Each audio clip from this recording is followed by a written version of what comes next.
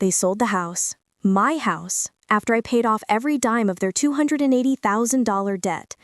My name is Kelsey Monroe, and from wherever you're watching this, tell me in the comments, have you ever been used by your own blood like a walking wallet? It was a Wednesday. The sun was starting to slip behind the pine trees that framed our porch. I'd just gotten off my second shift at the hospital. Exhausted, but proud. The night before, my mom had cried in my arms that I saved the family. My dad, who never hugged me growing up, wrapped me in the tightest embrace. "You're our hero," he whispered. I believed them. Thought, finally I mattered. I stepped out of my car with a smile still stuck to my face from last night. But something was wrong. The curtains were gone, the driveway empty, the flower beds Mom used to fuss over torn up. I rushed to the front door. It turned, but the house was gutted. On the hardwood floor sat a white envelope with my name scribbled in rushed pen. "Thanks for fixing our credit, loser. We moved to Florida with your brother. Don't call." No signature, no remorse, just that. I dropped the envelope, sank onto the floor, then dragged myself out onto the front lawn like a ghost. Neighbors passed by and waved like everything was normal. I wanted to scream. I wanted to burn something down. But I sat there silent, letting it all sink in. But then I smiled, because my parents didn't know one small thing. When I paid off the house last week, I had the deed transferred to my name. Quietly, legally. Every document signed, notarized, filed, so the sale they tried to pull off wasn't valid. And in 24 hours, they were about to learn what it means to betray the wrong daughter. Let's just say they'd regret every dollar I ever gave them. I didn't cry, I didn't scream. I just sat there watching the sunset spill over my knees like blood, while the letter crumpled in my hand. They really did it. Used me like a checkbook, then tossed me like junk mail. But what they didn't know is that while they were busy scheming, I was paying attention. For the first time in my life, I'd stopped trusting their words and started reading the fine print. Let me tell you how we got here. 6 months ago, I was sleeping in my car after a 12-hour shift. I'd been staying with a friend after my ex kicked me out, but I didn't want to be a burden anymore. That night, I got a call from Mom. She was sobbing. "Kelsey, we're going to lose the house. Your father made some bad investments. We're $280,000 in the hole." That house was my only anchor. The same porch where I had my 5th birthday, the stairs I used to sneak down every Christmas. Losing it felt like losing a limb. I asked them, "What happened to the money you inherited from Grandpa?" "Oh, sweetie," Mom sniffled, "we used it to help your brother start his business. You know how hard it's been on him." Of course, Evan, the golden child. He crashes every car, ruins every job, cheats on every girlfriend, but somehow he's always the one they protect. Still, I couldn't bear to watch my childhood home get auctioned off, so I drained my savings, maxed out my credit cards, even took out a personal loan. They were shocked when I walked in with a manila folder full of cashier's checks. Dad went silent, Mom dropped to her knees. "You're an angel," she whispered. They made me dinner, took pictures, posted about it like I was a war hero. And me, I was just happy to be seen. That's the part that really stings. I wasn't just robbed of money. I was robbed of the illusion that they loved me the same way they loved him. But now that illusion was dead, and I was done being their safety net, because while they were packing bags for Florida, I was finalizing the deed transfer. They didn't even notice the papers I asked them to sign for the refinancing. And now as I stood on my empty front lawn, the only thing I felt was power. They thought they took everything from me, but what they really did was give me permission to burn the bridge down. The next morning, I drove to the title office in a black hoodie and sunglasses. I didn't want to be seen, not because I was ashamed, but because I wanted the surprise to land like lightning when it hit them. "Miss Monroe." The clerk smiled, sliding the manila folder across the counter. "Everything's official. The sale your parents attempted is void. The property is still legally yours." I nodded once, calm on the outside. Inside, I was fire.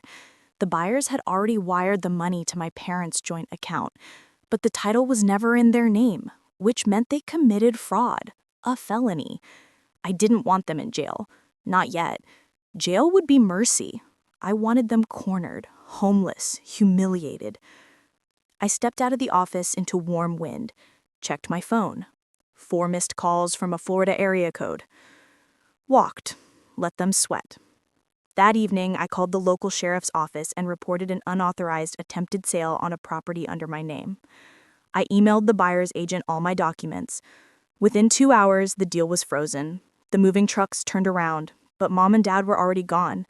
They thought they were sipping margaritas in Boca Raton by now.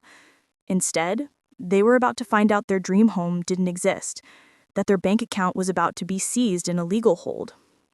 And their golden boy son? Yeah, Evan was about to find out just how toxic his own wife could be when her dreams got dragged down with a broke, jobless mama's boy. I waited. I didn't text, didn't call, didn't explain. I just posted one thing to my Facebook. If you ever feel like you've been used, don't get angry, get smart, and always read the deed. Then I turned off my notifications. Let them wonder, let them spiral.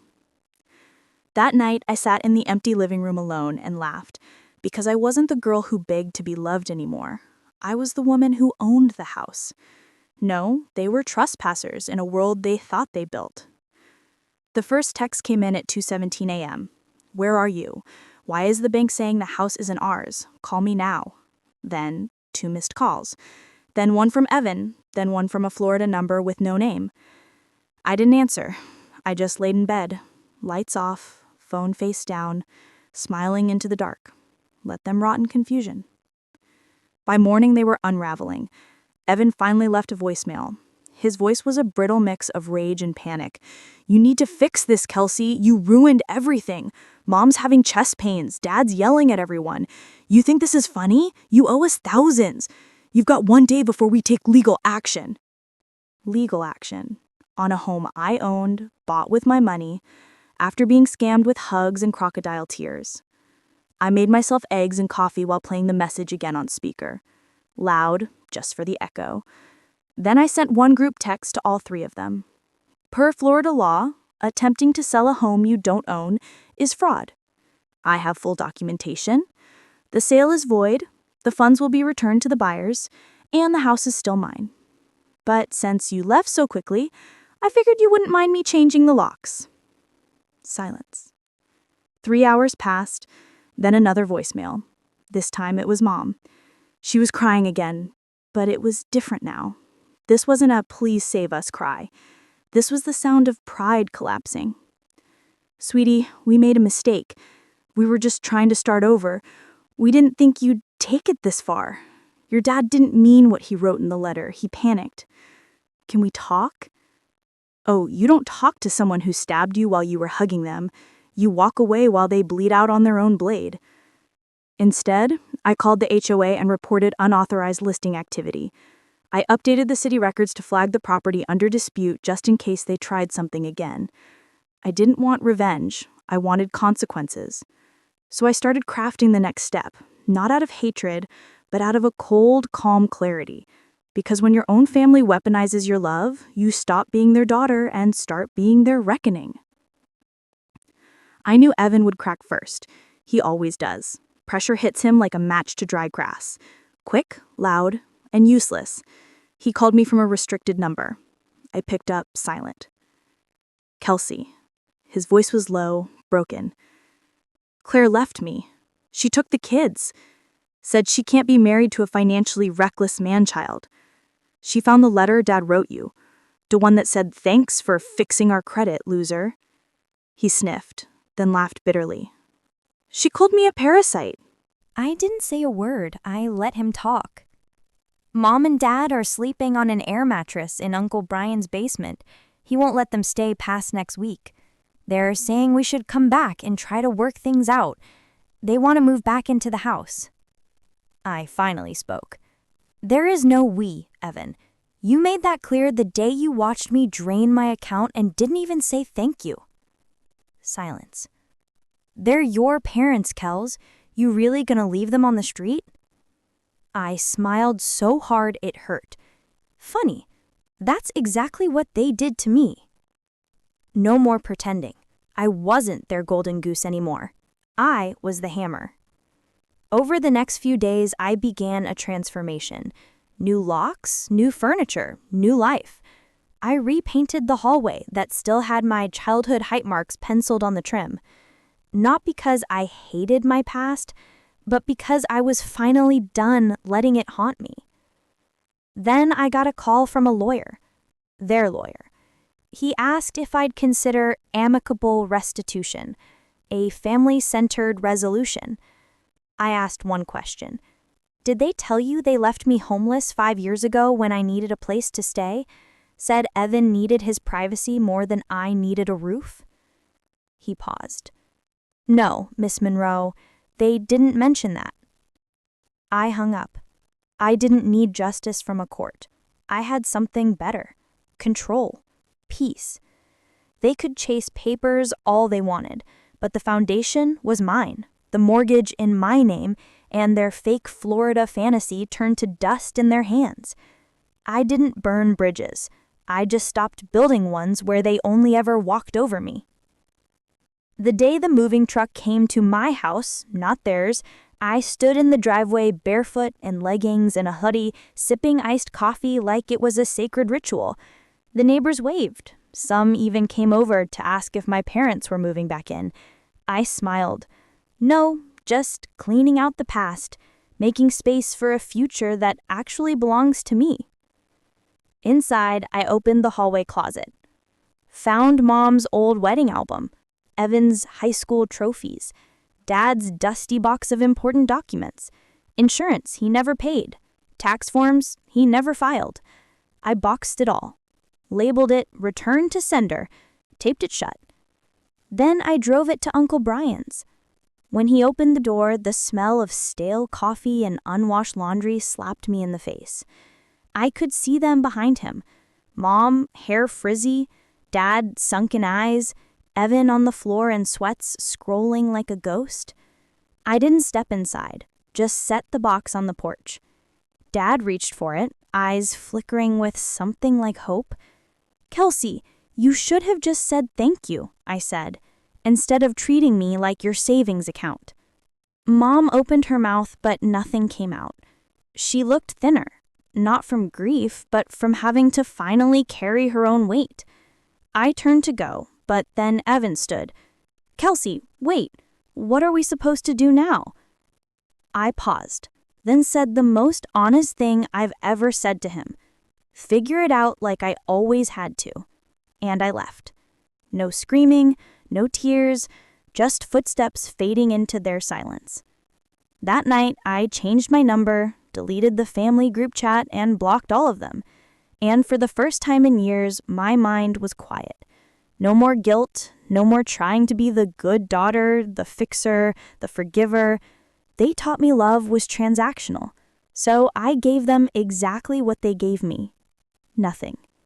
Because when someone steals your trust and sells your kindness like property, you don't go back and buy it again. You board up the door and keep the key. Weeks passed. No calls, no texts, no apologies, just silence. It was the most peace I'd ever known. I spent my mornings in the sunroom, reading books I'd once sold to pay their bills. I repotted Mom's old orchids, the ones she always said were too delicate to survive. They bloomed for me. I signed up for a ceramics class. I painted the walls of the guest bedroom ocean blue, and I turned Dad's old office, the one I was never allowed to enter as a kid, into a studio for my own business, a space for me.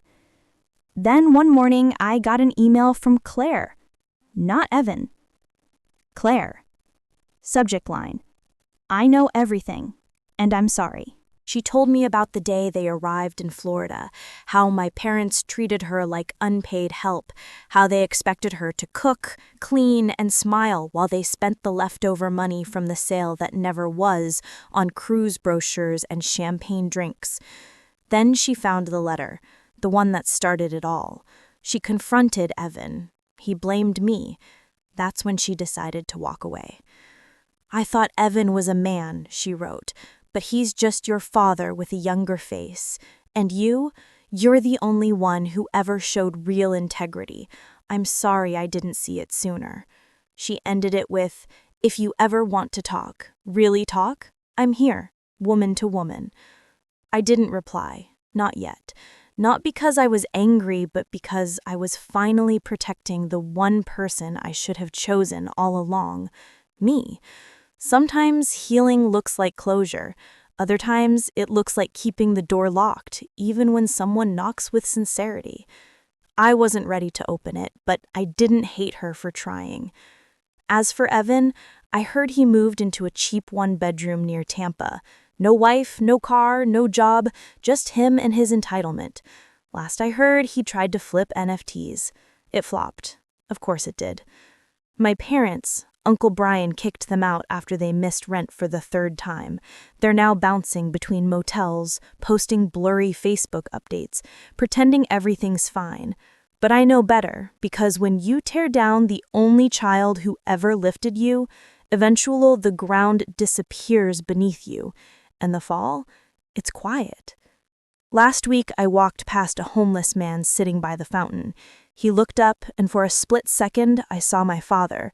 But it wasn't him, just the same slumped shoulders, the same hollow stare of someone who gambled everything and lost. I kept walking because I didn't owe pity to people who fed off my pain. That night, I lit a candle in the hallway, the one I used to hide in when they fought. I stood there barefoot, grounded in silence, and I finally let myself say it out loud. I did the right thing. Not because they suffered, but because I stopped. Stopped begging to be loved. Stopped paying to belong. Stopped handing out second chances like spare change. They thought they taught me strength through suffering, but I learned my strength in walking away. That house, it's mine now. Every brick, every inch. But it's not about the deed. It's about the peace. No more calls, no more guilt trips wrapped in Bible verses, no more birthday texts from Evan asking for just a little help till payday. I blocked them all, digitally, emotionally, eternally. Now I plant flowers where they once buried resentment. I host friends who say thank you and mean it. I laugh in the kitchen without hearing a slammed door down the hall. I even started writing again. A memoir, maybe. Not to expose, but to free. To remind myself I am not the sum of what I paid for others. I am the worth they never saw and the home they'll never enter again. Because this chapter didn't end in revenge. It ended in reclamation. I didn't destroy them. They destroyed themselves. I just stopped saving them from the wreckage.